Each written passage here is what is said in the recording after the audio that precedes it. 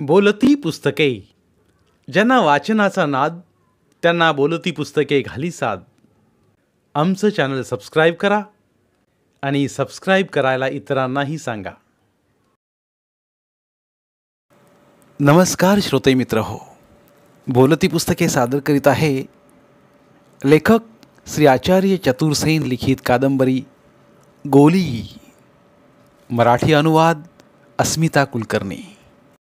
स्त्री पुरुष व्यभिचाराचा जटिल प्रश्न पचवूनही गोली ही स्फोटक कादंबरी भारतीय साहित्य प्रवाहात सादर केल्याबद्दल आचार्य चतुरसेन व मराठी अनुवादक सौ अस्मिताताई कुलकर्णी यांचे सर्व भाषिक वाचकांनी आभारच मानावेत.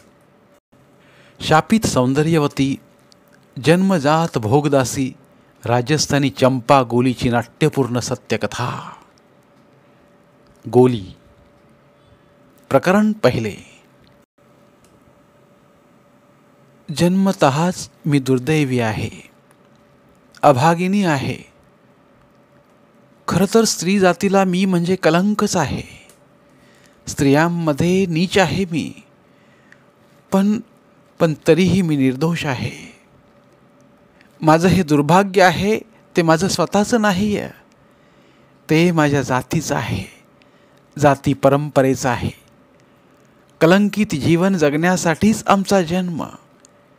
जशी मी आहे तशीच माझी आई होती, आजी होती, पणजी होती. इतकंच काय, त्यांची आई, आजी, पणजी सगळ्या अशाच होत्या. माझ्या सगळ्या बहिणी देखील अशाच होत्या. जन्मापासूनच मी राजवैभव उपभोगलं. राजमहालात मी लहानाची मोठी झाले. एखाद्या राणीसारखाच मीही माझ्या तारुण्याचा शृंगार केला. हिरे मोती माझ्यासाठी जणू काही दगडगोटेच. सोन्याच्या मोहरा मी उधळत होते. सुवर्ण मंचकावर मी झोपत होते. 56 प्रकारच्या स्वादिष्ट रुचकर अन्नपदार्थांचा आस्वाद मी घेत होते. जरीच्या पडद्याने झाकलेल्या मेन्यातून, पालखीतून मी राजमहालाबाहेर यायची. रंगमहालात तर माझीच हुकूमत चालायची. दास दासी, नोकर चाकर हात बांधून माझ्या सेवेसाठी तत्पर असायचे. राजा तर माझ्या पायांचं चुंबन घ्यायचा. माझ्या भुवईचा केस जरासुद्धा हल्ला तरी तो कासावीस व्हायचा. सागरासारखं त्यांचं माझ्यावर प्रेम अथांग होतं. पण प्रजा मात्र त्याच्या दहशतीला चळचळ कापत असायची. राजा आपल्या हातांनी माझा साजशृंगार करायचा, मला मेहंदी लावायचा, माझ्या वेणीत फुलं माळायचा. देश विदेशातील अत्तर आणि सुगंधी द्रव्याच्या कुप्या तो माझ्या अंगावर शिंपत राहायचा. दिवसातून 5-5 वेळा मी अंगावरची वस्त्र बदलत असायची, उटणं लावायची. माझ्यासाठी महोबे इथून पान मागवलं जायचं आणि साड्या तर खास बनारसहून आणवल्या जायच्या. माझ्या महालाच्या द्वारावर बसून दर्जी माझ्यासाठी सतत नवीन नवीन वस्त्र शिवत बसलेला असायचा. माझ्यासाठीचा मुदपाकखाना वेगळा होता. राजा माझ्याबरोबर भोजन करायचा. मी उष्टावलेलं अन्न त्याला अतिशय प्रिय होतं. दिवसा रात्री कोणत्याही प्रहरी तो मला न्याहाळत राहायचा. कधी मला चंदा म्हणेल तर कधी चांदणी, कधी चंपा तर कधी चमेली म्हणेल, कधी गुलाब तर कधी मालती. कधी कधी माझ्यासाठी तो ज्या उपमा द्यायचा त्या अश्लीलतेकडे झुकायच्या. पण त्याला कुठली त्याची पर्वा. त्या काळतोंड्या विधात्याने मला असलं जीव घेणं रूप आणि सौंदर्य जे बहाल केलं होतं, त्या रूपाचा व सौंदर्याचा दिवाना पागल झाला होता तो. प्रेमी पतंगाच दुसरा जणू काही. एकीकडे एवढी मोठी त्याची राजसत्ता असून देखील दुसरीकडे मात्र माझ्या पायाच्या नखावर त्याने त्याचं सर्वस्व वाहिलं होतं. त्याच्यापासून मला 3 मुली आणि 2 मुलगे अशी अपत्य झाली. 3ही मुलींनी माझंच रूप उचललेलं होतं, तर मुलं मात्र थेट त्याच्यासारखीच निपजली होती. माझी 5ही अपत्य ही राजाचीच औरस पुत्र होती, पण राजा मात्र त्यांचा पिता नव्हता. माझे पती हे या मुलांचे वडील होते. ज्याचा करस्पर्श मी फक्त एकदाच अनुभवला होता, आणि तोही मी जेव्हा 20 वर्षांची होते तेव्हा त्याच्याने माझ्या विवाहाच्या वेळी विवाह मंडपात. पण त्यानंतर मात्र तो माझ्या सेवेत रुजू झाला. जोपर्यंत 21 वर्ष मी रंगमहालात राहिले, माझ्या पतीला माझा स्पर्श वर्ज्य होता. माझ्या अंगाला हातही लावण्याची अनुमती त्याला नव्हती. माझी वस्त्र प्रावरणं आणि माझी सैज यांचा सांभाळ करण्याची तर चाकरी होती त्याची. तो रोजच माझी शेज ताज्या ताज्या फुलांनी सजवायचा. प्रत्येक वेळी माझी नवी वस्त्र तो मला पेश करायचा आणि मी उतरलेली वस्त्र नीट घडी घालून व्यवस्थित ठेवायचा. असं असूनही माझ्या शयन पलंगावर त्याच्या बोटाचा देखील स्पर्श तो करू शकत नसे. त्या सेजेवर आरूढ होण्याचा हक्क आणि अधिकार केवळ राजाचाच होता.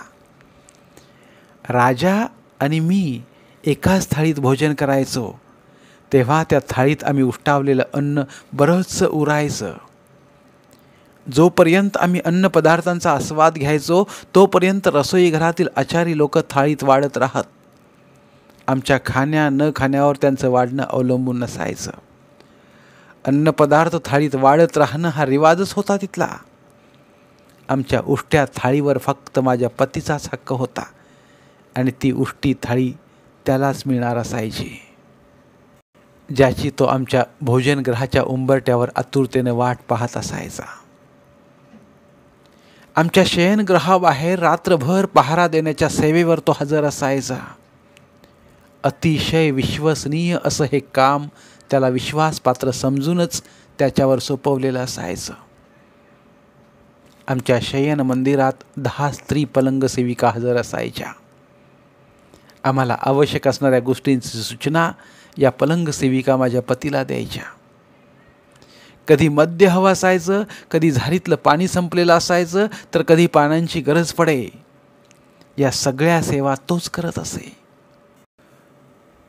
माझा पती म्हणजे एक सुंदर, भावनाशील आणि तरुण प्रेमी पुरुष होता. त्याचे डोळे माझ्यासाठी कायम तहानलेले असत, तर त्याचं शरीर माझ्यासाठी भुकेजलेलं असे. त्याची ही भूक आणि तहान माझ्या नजरेतून सुटत नसे.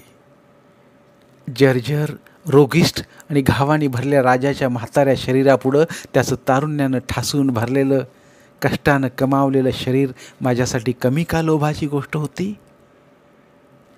तो तर माझ्याशी लग्नगाठ बांधलेला माझा पती होता आणि मी त्याची विवाहिता होते. परंतु माझा धर्म माझ्याबरोबर होता. मी त्याला स्पर्श देखील करू शकत नव्हते. त्याची तहानलेली नजर आणि भुकेलं शरीर पाहून मला तर एक प्रकारची धुंदी चढायची. पण त्यानं काय होणार? माझ्या सेजेचा स्वामी तर राजा होता. पतीबरोबर मी एका चाकरापेक्षा जास्त व्यवहार करू शकत नव्हते. खूपदा त्यानं माझे पाय दाबून देण्याची सेवा करण्याची मनधरणी केली, विनंती केली. खरं तर या कारणानं माझ्या शरीर स्पर्शाचं सुख भोगण्याची त्याची इच्छा असायची. पण मी मात्र त्याची ही विनंती कधीच मान्य केली नाही. एकतर माझा जो धर्म होता त्याच्या भीतीनं, आणि दुसरं म्हणजे माझं मन विचलित होईल, चळेल या भीतीने सुद्धा. पण मी त्याच्यावर नेहमीच कृपा करायची. आमची उष्टी थाळी तर त्याला नेहमीच मिळायची. खेरीज राजाने उतरवलेली सारी वस्त्र प्रावरणं देखील मी त्यालाच द्यायची. रंगमहालातल्या काही नको असणाऱ्या आणि इतरही अनेक फालतू वस्तू मी त्याला द्यायची.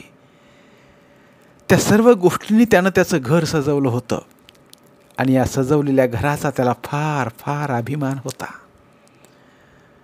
अनंत वेळा त्यानं माझी मनधरणी केली होती की एकदा तरी मी त्याच्या घरात माझा पाय टाकावा आणि त्याचं घर पवित्र करावं. पण हाय रे देवा, 21 वर्ष तरी मी त्याची ही छोटीशी इच्छा पूर्ण करू शकले नाही. असं असलं तरी माझी मुलं मात्र त्याच्याकडेच राहत होती. त्यांची संपूर्ण जबाबदारी त्याच्यावरच होती. तोच त्यांचा पिता होता. अलबत्ता त्याच्या स्त्रीपासून ती झालेली नव्हती, पण त्याच्या पत्नीपासून ती झालेली होती. मी त्याची पत्नी होते पण मीच जन्म दिलेल्या माझ्या या मुलांशी माझं मात्र काहीही नातं नव्हतं. हे सगळं वाचणाऱ्यांना ही कहाणी जगावेगळीच वाटेल, विचित्र वाटेल. खरं तर विचित्र तर मला देखील वाटतंय. मी एक स्त्री आहे, स्त्रीचं हृदय मला देखील आहे, थोडीफार बुद्धी देखील आहे. त्यामुळेच तर मी म्हणते की जन्मजातच मी दुर्दैवी आहे, अभागिनी आहे, स्त्री जातीला कलंक आहे मी, स्त्रियांमध्ये नीच आहे मी. पण तरीही मी निर्दोष आहे, निर्दोष आहे. माझं हे दुर्भाग्य आहे ते माझं स्वतःचं नाही, ते माझ्या जातीचं आहे, जाती परंपरेचं आहे. कारण मी गोली आहे, गोली आहे. मी माझी सगळी जीवन कहाणी तुम्हाला सांगण्यासाठी आतुर आहे. खरं तर तुम्हाला ती अद्भुत अविश्वसनीय वाटेल अशीच आहे ती. कधीही न ऐकलेल्या पाहिलेल्या गोष्टी प्रसंग तुमच्यासमोर येतील. माझ्यावर कोसळलेल्या सर्व प्रसंगांची कहाणी मी सांगणार आहे. काहीही म्हणजे अगदी काहीही हातचं राखून न ठेवता माझं आयुष्य, माझं जीवन मी तुमच्यासमोर मांडणार आहे. तुमच्यापासून काहीही लपवणार नाहीये मी. आणि एवढं असूनही ना मी तुम्हाला माझं खरं नाव सांगणार आहे, ना त्या रियासतीचं खरं नाव, ना त्या ठाकूरांचं खरं नाव, ज्याची शयन संगिनी माझी आई होती, ज्या राजाच्या रंगमहालात मी राणीसारखी 21 वर्षे काढली. ना त्या राजाचंही खरं नाव मी सांगणार आहे, ना त्या संस्थानाचं खरं नाव. आता तुम्हाला प्रश्न पडणार की का बरं मी असं म्हणते. खरंच सांगते तुम्हाला, माझी मुलं बाळं आहेत, त्यांना माझ्या आयुष्याचा इतिहास बऱ्यापैकी माहीत आहे. असं जरी असलं तरी देखील आपल्या आईची ही कलंकित कहाणी त्यांच्यापर्यंत न पोचणं, त्यांनी ती न ऐकणं हेच माझ्या दृष्टीनं योग्य असणार आहे. आणि मुख्य म्हणजे त्यांना ती माहिती होण्याची गरज नसण्यामागे आणखी एक महत्त्वाचं कारण, आता ना ती राजा लोकही राहिली ना त्यांची संस्थानं. कारण स्वातंत्र्योत्तर काळात आपल्या गणतंत्र देशात ही संस्थानं विलीन पण झाली ना. शतकानुशतकं चालत आलेली राजस्थानातली गुलामीची ही बीडी अखेर तुटली. तिथली सामान्य जनता ही खरंच कधी काळी मुकी बहिरी होती, असहाय्य होती, परावलंबी होती. ती जनता आता त्या जोखडातून कायमची मुक्त झाली आहे. आता तर राजस्थानामध्ये नवजीवन जगण्याचा नवीन राग रंग, नवा जोश हातपाय मारू लागला आहे. वाईट गोष्टींची कमतरता तर आजही नाही आहे, परंतु शेकडो वर्षांची गुलामीची परंपरा नाहीशी व्हायला शेवटी काही काळ जावा तर लागणारच ना. स्वातंत्र्याच्या या पहाट वाऱ्यात आम्ही गोली देखील गुलामीतून सुटून स्वतंत्र झालो, आझाद झालो. आमची मुलं बाळं, ज्यांचं रक्त राजा आणि ठाकुरांकडे गहाण होतं, बांधील होतं, ती सगळी बंदमुक्त झाली. आता यापुढं त्यांना वाटलं तर ते शिक्षणाची वाट चालू शकतील, शिकून सवरून कामधंदा करू शकतील, नोकरी करू शकतील, शक्य असेल तर इतरांना आपल्या पदरी चाकरीवरही नेमू शकतील. आता हे सर्वजण स्वतंत्र भारताचे स्वतंत्र नागरिक आहेत. माझ्या दोन्ही मुलांपैकी थोरल्या मुलाने विश्वविद्यापीठातून उच्च पदव्या संपादन केल्या आहेत आणि तो आज एक प्रसिद्ध वकील आहे. तर दुसरा मुलगा दिल्ली विश्वविद्यालयात शिकत आहे. एका मुलीनं MBBS पूर्ण केलं आहे आणि राजस्थानच्या एका शहरात एक नामांकित डॉक्टर म्हणून ती कार्यरत आहे. एका कुलशीलवान घराण्यातील दाक्षिणात्य ब्राह्मण मुलाबरोबर, जो स्वतःही डॉक्टर आहे, विवाह केला आहे आणि तिला 2 मुलंही आहेत. दुसरी मुलगी एका भूतपूर्व राजाची पत्नी आहे. अशा परिस्थितीत हे कितपत योग्य अथवा संयुक्तिक असेल की मी माझी खरी ओळख करून द्यावी आणि माझ्या खऱ्या नावाची ओळख झाल्यामुळे माझ्या मुलांना ही गोष्ट माहीत व्हावी, जी आज समाजात प्रतिष्ठेनं वावरत आहेत. त्यांना का कळावं की त्यांची आई ही एका गोलीची संतती आहे. ती स्वतः गोली आहे, जिचं रक्त पिढ्यानपिढ्या परंपरेनुसार तिच्या राजपूत ठाकूर राजाकडे बांधील आहे. ज्यांच्या आईनं विवाह वेदीवर ज्याच्याबरोबर लगनगाठ बांधली आणि ज्याला कधीही स्पर्श देखील केला नाही, जिला स्वतःला तिच्या ठाकुरांच्या मुलीच्या लग्नात हुंडा म्हणून, दहेज म्हणून एखाद्या वस्तूसारखं देण्यात आलं होतं, आणि त्या मुलीच्या पतिराजाची ती भोगदासी बनून राहिली. विवाहित पतीचा स्पर्श देखील तिला निषिद्ध होता. हुंड्यात मिळालेली वस्तू म्हणूनच ती 21 वर्षे एका कामुक राजाची शयनदासी बनून राहिली आणि आपल्या अनवरत संततीला स्वतःच्या पतीच्या माथी मारून निर्लज्जपणाचा कळसच तिने गाठला होता. आपल्या पतीबरोबर 21 वर्ष तिने एक चाकर म्हणून, दास म्हणून वर्तन केले होते. नाही, खरंच नाही. अशा नीच पतित स्त्रीची ही खरी ओळख सभ्य पुरुषांना व समाजाला दिली जाऊ शकत नाही, आणि त्यातूनही समाजात प्रतिष्ठित म्हणून वावरणाऱ्या तिच्या मुलांना तर मुळीच नाही. आणि म्हणूनच तर मी पुन्हा पुन्हा सांगते की ही अद्भुत व रोमांचकारी कहाणी मी कोणताही आडपडदा न ठेवता अगदी खरीखुरी अशीच सांगणार आहे.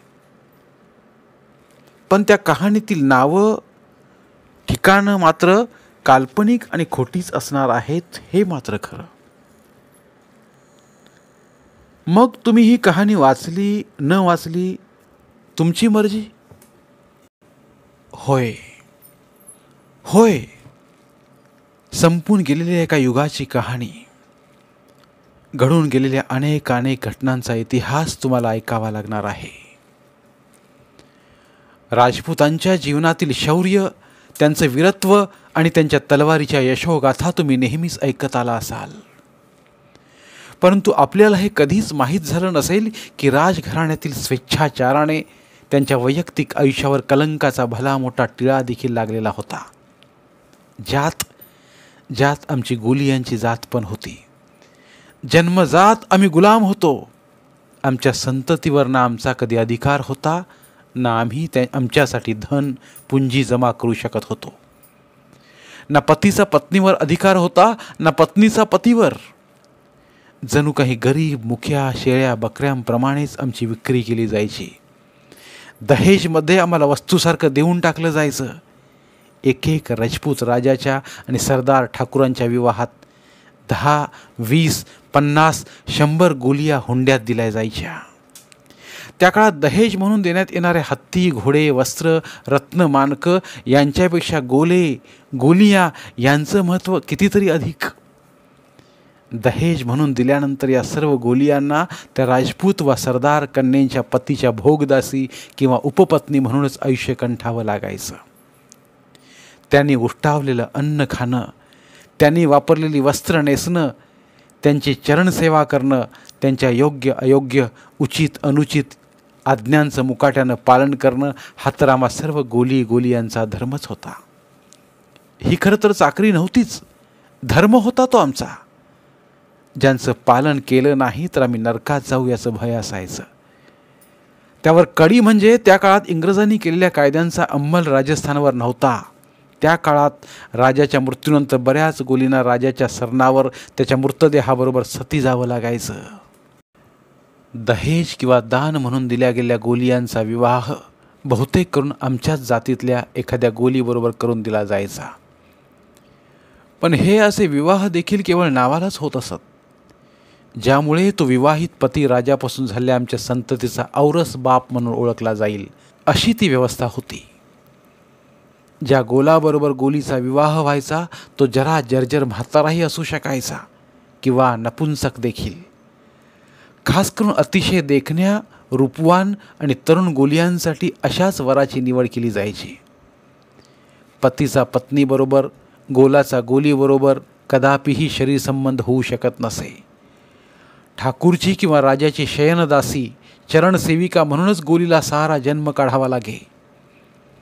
महालात राजा राणी, ठाकूर ठाकुराईन जेव्हा जेव्हा शरीर संबंधात रत असत, अगदी तेव्हासुद्धा आम्हा गोलियांना तिथे उपस्थित असणं भाग असायचं. त्यावेळी त्यांना मद्य पाजणं, त्यांची कामभावना भडकेल अशी सेवा करणं हेही करावं लागे. त्यामुळेच तर ठाकूर वा राजा यांची सगळी गुपितं आम्हाला ठाऊक असत. आमचा विवाह गोलाबरोबर का करून द्यायचा, तर राजा किंवा ठाकूरपासून झालेली संतती ही त्या विवाहित पतीचीच समजली जावीत. त्यांची जात गोलागोलीच राहील आणि त्यांना कदापि कुणीही राजपूत समजू नये. केवळ याचसाठी आमचा विवाह करून दिला जाई. हे गोलागोली फक्त त्यांच्या उदरनिर्वाहाचेच हकदार होते, परंतु राजगादीवर सिंहासनावर ते कधीही दावा करू शकत नव्हते. कधीकधी गोली दासीवर राजाची वा ठाकूरची विशेष कृपा होत असे. या दासींना राजा किंवा ठाकूर आपल्या पडदानशीन स्त्रीचा दर्जा बहाल करत असेत. या स्त्रिया त्यामुळे अर्थातच राजाच्या उपपत्नीचा दर्जा मिळवत असत. त्या नेहमी गोशात राहायच्या. स्वतःला इतर सामान्य गोली दासींपेक्षा जास्त इज्जतदार समजत असत आणि राजा वा ठाकूरच्या मृत्यूनंतर त्याच्या चितेबरोबर सती होऊन खाक होऊन जात. अशी कितीतरी उदाहरणे राजपुतांच्या इतिहासात आपल्याला सापडतील. एका राजाबरोबर 15,000 पडदानशीन स्त्रिया सती गेल्या आहेत त्या काळी. खरं तर राजाच्या राण्या त्याच्या सरणावर सती जाण्यानं आपला मान सन्मान इज्जत वाढवत असत. तेव्हाही या गोली स्त्रिया राजाच्या चित्तेबरोबर सती जाण्यातच आपला धर्म आणि आपली शान आहे असं मानायच्या. तसं पाहिलं तर पडदानशीन स्त्रियांचा विवाह ना राजाबरोबर होत असे, ना एखादा गोला त्यांचा पती असे. त्यांच्या संततीला गोला वा गोली देखील समजत नसत. तसंच ही संतती राजपूत वंशीय देखील मानत नसत. ही संतती कधीही राजा होऊ शकत नसे अथवा राजाचा उत्तराधिकारी म्हणूनही त्यांना दर्जा मिळू शकत नसे. त्यांचा दर्जा हा रावराज असाच असे. राजस्थानमधल्या अशा अनेक रावराजांची नावं आपण ऐकून असालच. त्यांच्या उदरनिर्वाहासाठी राजा थोडीफार मदत करत असे. यांचा देखील विवाह गोलीबरोबर होत असे. मात्र कोणत्याही राजपूत कन्येबरोबर ते कदापिही विवाह करू शकत नसत आणि तरीही यातील अनेक जण राजाच्या रुबाबात राजाला साजेसं राहत असत. असं असलं तरी ना त्यांचं शिक्षण ना त्यांची योग्यता त्यांना राजपुतांच्या बरोबरीचं स्थान मिळवून देत असे. राजपुत्र असून देखील त्यांच्या भाग्याचा कलंक ते मिटवू शकत नव्हते. वास्तवात ते सर्वजण राजाच्या आणि ठाकुरांच्या दासी आणि उपपत्नींबरोबरच्या अनैतिक व्यभिचारातून जन्मलेली संतती होती. राजस्थान स्वतंत्र भारतात विलीन होण्याच्या काळात आमच्या जातीतले 60,000हून अधिक गोली गोले तिथल्या राजा आणि ठाकुरांच्या राजमहालात त्यांच्या स्वेच्छाचाराचे विलास वासनांचे शिकार बनलेले होते. मी तर हे सुद्धा सांगू इच्छिते की आज स्वतंत्र भारतात सुद्धा या गोलियांची पूर्णता गच्छंती झालेली नाही. सुंब जळला पण पीळ नाही, अशीच आहे अवस्था तिथे अजूनही. खरं तर आता ही लोक ना राजा राहिली ना ठाकूर. त्यांची व्यभिचारी राजसत्ता कधीच संपून गेली आहे. परंतु आजही त्यांच्या महालात कित्येक गोले गोली गुलामीचं जीवन जगत आहेत. फार मोठ्या प्रमाणात नाही तरी थोड्याफार तरी नक्कीच आहेत. स्वतंत्र सार्वभौम भारतात आजही या भूतकालीन राजे लोकांच्या विवाहात गोलियांना दहेज म्हणून दिलं जात आहे, ज्याकडे सदान कदा समारंभ उद्घाटनात मग्न असलेल्या राजस्थानच्या शूरवीर मंत्र्यांना लक्ष द्यायला फुरसतच कुठे आहे. खरं म्हणजे त्या काळातील म्हणजे मध्यम युगातील अत्यंत खडतर अनिश्चित जीवन जगण्याच्या प्रतिक्रिया स्वरूपच अशा दुराचार, स्वैराचार, अनैतिकता यांचा जन्म झाला असणार यात शंकाच नाही. त्यावेळी प्रत्येक राजपूत विराट नंगी तलवार शय्येसोबत उशाशी घेऊनच झोपावे लागे आणि कोणत्याही क्षणी समरप्रसंगाला तोंड द्यावे लागे. मारणे आणि मरणे हाच त्यांचा पेशा, हेच त्यांचं अत्युच्च ध्येय होतं. याच कारणामुळे राजपूत आपलं बौद्धिक वैभव, बुद्धी कौशल्य वाढवत नसत. सदा अफूच्या मादक धुंदीत, मद्याच्या नशेत बुडालेले, ज्यामुळे जगण्या मरण्याचा विचारच करण्याच्या मनस्थितीत नसत. केव्हाही मरण कवटाळण्यासाठी तयार. अफूच्या नशेमुळे तलवारीच्या तसेच बाणांच्या माऱ्याला तोंड देता येत असे, कारण नशेमुळे शरीराला एक प्रकारचा जडपणा, सुस्ती आलेली असे आणि म्हणूनच लढाईत होणाऱ्या तलवारींच्या बाणांच्या घावांची वेदना आणि त्यांची तीव्रता कमी जाणवे. युद्धावरून परत आल्यावर शिकार आणि स्त्री सुख या दोनच गोष्टी त्यांच्यासाठी भोगप्रिय होत्या. आपल्या हिंदू राजामुळेच तर मुस्लिमांना त्यांच्या जनानखान्यात हजारो स्त्रियांना बंदिवान करण्याला, त्यांना भोगदाशी बनवायला बढावाच मिळाला होता आणि याची सुरुवात दक्षिण भारतापासून झाली म्हणायला हवी. विजयनगरच्या राजाच्या रंगमहालात त्याकाठी 8,000 स्त्रिया होत्या. त्यांचाच वसा पुढे चालवत, त्यांचं अनुकरण करत बहामनी बादशहाने देखील आपल्या जनानखान्यात स्त्रियांना भोगदासी म्हणून बंदिस्त करून ठेवलं होतं. पुढे पुढे मुघलांच्या काळात हा जनानखाना म्हणजे त्यांच्या ऐश्वर्याचा मानदंड समजलं जाऊ लागलं. मुघल साम्राज्य भक्कम पायावर उभं राहिलं होतं, हेही त्याचं एक मुख्य कारण होतंच. मुघल राज्यकर्त्यांनी राजपुतांबरोबर सख्य जुळवलं, त्यांच्याशी रोटीबेटीचा व्यवहार केला, राजनैतिक आणि सांस्कृतिक सलोखा वाढवला. स्वाभाविकच मुघलांच्या ऐश्वर्याचा दुबळ्या मांडलिक राजावर प्रभाव पडला नसता तरच नवल, आणि झालंही तसंच. मुघल आणि हिंदूंच्या देखील त्या काळी धर्मानंच बहुपत्नीत्व समाज मान्य होतं. मुघलांच्या तैनातीत सुंदर सुंदर रमणींचा समावेश असणं ही अनिवार्यच गोष्ट झाली होती.